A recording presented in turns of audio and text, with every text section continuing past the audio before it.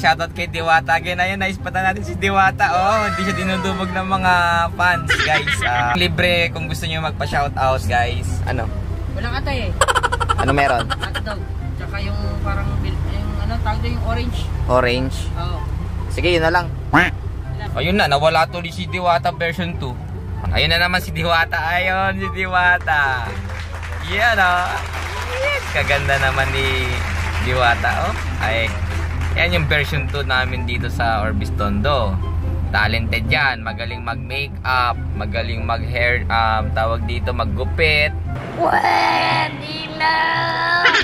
Overall, sa mga occasion, pwede siyang kontakin.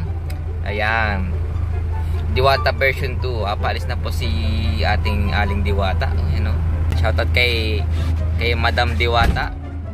Ayan po, napaka-humble lang. Ayan po, kahit tirik